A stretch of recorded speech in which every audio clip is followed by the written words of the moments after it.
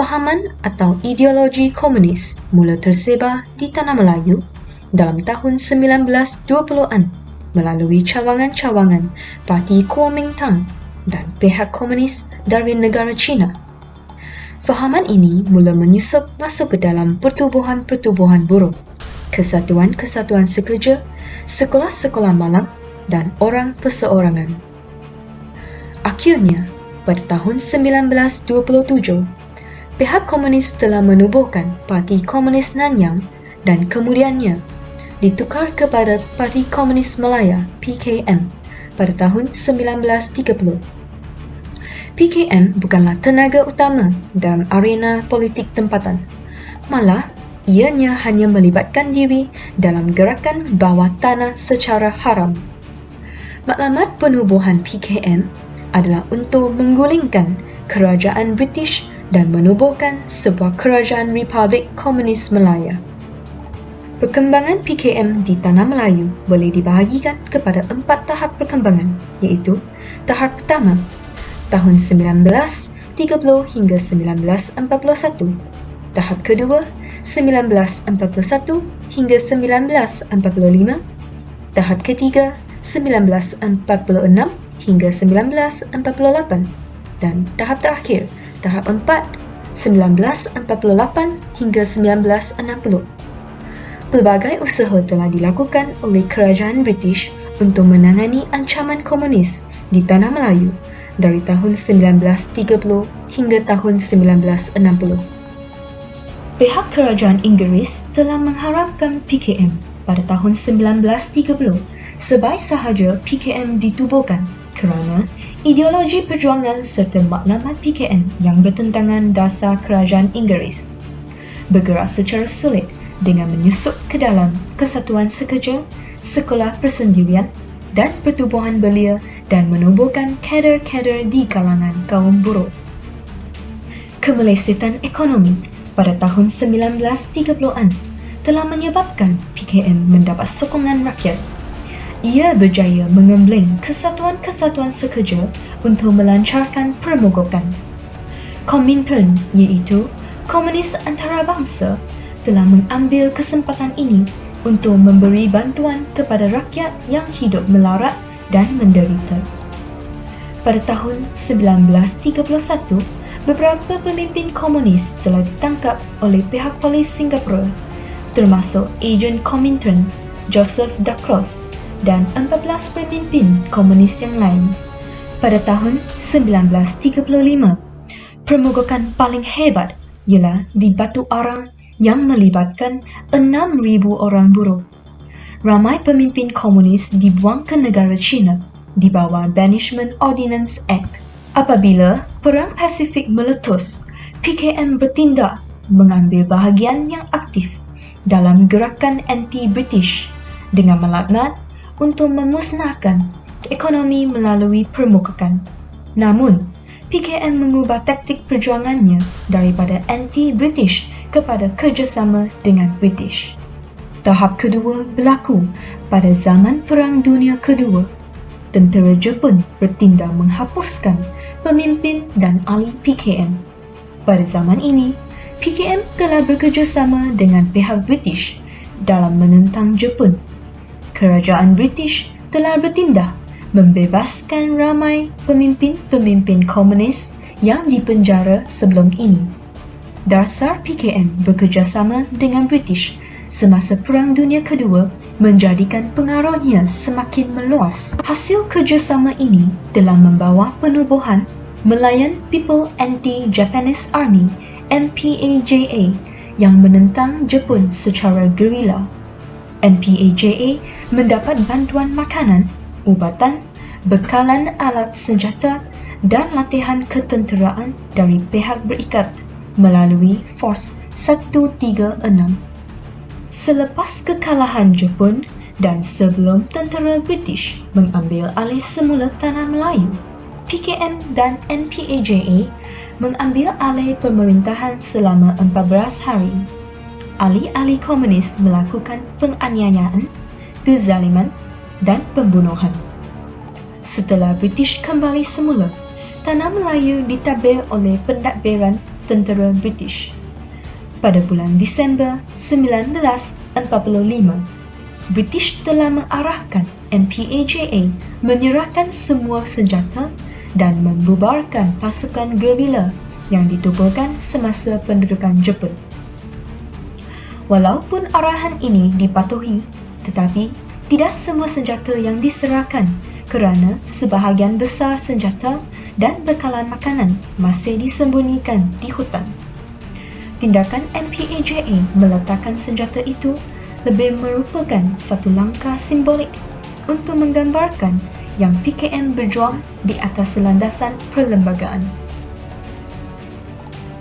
Menjelang tahun 1945 hingga 1948 merupakan tahun perjuangan PKM secara berperlembagaan. Pada 1945, PKM diiktiraf sebuah parti yang sah oleh kerajaan British dan menubuhkan cawangan-cawangan di beberapa buah bandar. PKM telah memutuskan untuk mengamalkan cara aman dan berperlembagaan dalam perjuangannya. Selain kesatuan sekerja, PKM juga menyusup ke dalam pergerakan politik berhaluan kiri. PKM menjadi tenaga penggerak dalam menyatukan golongan kiri dengan menubuhkan gabungan Putera AMCJA untuk menentang Melayan Union. Putera mewakili parti politik orang Melayu yang berfahaman kiri dan AMCJA mewakili kaum bukan Melayu. Semua pertubuhan di bawah naungan PKM kecuali MIC telah diresapi adalah bersimpati dengan komunis dan menjadi pertubuhan barisan hadapan PKM. Gabungan Putera AMCJA mengemukakan cadangan perlembagaan yang dinamakan Perlembagaan Rakyat Tanah Melayu pada tahun 1947. Cadangan ini digubal dalam persidangan yang dihadiri oleh wakil-wakil gabungan Putera AMCJA tetapi ditolak oleh British yang meneruskan usaha menubuhkan Persekutuan Tanah Melayu bagi menggantikan Melayan Union. PKM juga meresap ke dalam kesatuan-kesatuan buruh dengan menubuhkan semula Persatuan Buruh Am dan Persatuan Belia Demokratik Baru. Pada tahun 1947, PKM melancarkan kira-kira 300 permogokan untuk melemahkan ekonomi Tanah Melayu. Sebanyak 291 mogok diadakan dan melibatkan seramai 69,000 pekerja. Pada tahun 1948, PKM berjaya mengawal 117 daripada 289 buah kesatuan sekerja yang berdaftar. Sebanyak 86 buah kesatuan sekerja lagi dilihat cenderung menyokong PKM. Keadaan ini membimbangkan Inggeris kerana PKM mempunyai harapan cerah untuk menguasai hampir semua kesatuan sekerja. Perpecahan berlaku dalam PKM apabila setiausaha PKM, Lai Tek, menghilangkan diri pada bulan Mac 1947 dengan wang parti. Kemudian, PKM di bawah pimpinan Chin Peng memutuskan bahawa dasar lebih agresif perlu bagi memulihkan semangat perjuangan PKM. Dalam tahap yang terakhir ini, walaupun MPAJA dan PKM bekerjasama dengan British semasa pendudukan Jepun, tetapi selepas perang, British enggan menerima PKM. Sejak itu, bermulalah penentangan PKM terhadap British di Tanah Melayu yang membawa kepada pengisytiharan darurat pada bulan Jun 1948. Darurat ialah istilah yang digunakan untuk merujuk kepada keadaan huru-hara di Tanah Melayu akibat kebangkitan komunis antara tahun 1948 hingga 1960. Kekacauan itu dicetus oleh PKM yang berjuang untuk menubuhkan sebuah negara komunis secara kekerasan di Tanah Melayu. Menjelang pertengahan tahun 1948, kegiatan PKM semakin ganas dan terlibat dalam banyak pembunuhan. Tindakan ganas bermula di ladang-ladang getah. Mereka memusnahkan banyak harta benda dan bangunan. Mogok secara besar-besaran di Singapura telah berlaku. Mereka menghasut pekerja-pekerja getah di Singapura dan membakar kilang getah. Bukan itu sahaja, mereka melakukan perbuatan khianat seperti melincirkan kereta api dari landasannya. Pada Jun 1948, pembunuhan dilakukan di Segamat Johor yang melibatkan seorang pegawai polis dan 8 orang pekerja.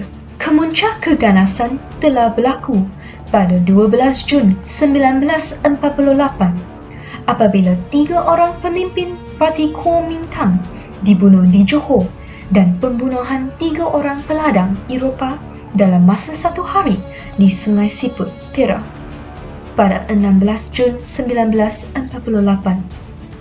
Akibat peristiwa ini, Pesuruhjaya Tinggi British Sir Edward Gen bertindak dengan mengisytiharkan darurat di Sungai Siput dan beberapa buah tempat di Johor pada 18 Jun 1948.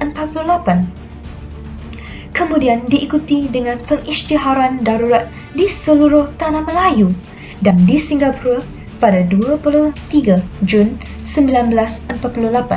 Pada tahun 1955, rundingan diadakan di Baling Kedah yang dihadiri oleh Tengku Abdul Rahman, David Marshall dan Tan Cheng Lock bagi pihak kerajaan, manakala pihak PKM pula diwakili oleh Chin Peng dan Rashid Maidin. Tetapi rundingan ini gagal. Pengaruh komunis semakin berkurangan selepas Tanah Melayu mencapai kemerdekaan pada 1957. Pada tahun 1960, ancaman komunis tidak lagi dirasai dan pada Julai 1960, kerajaan telah menarik balik darurat.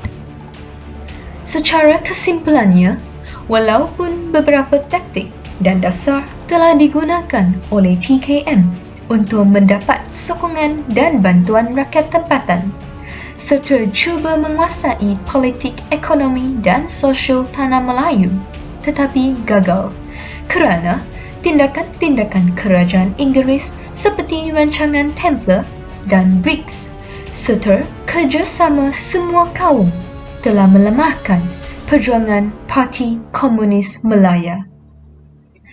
Terima kasih kerana menonton. Jangan lupa like, komen dan subscribe. Jumpa lagi.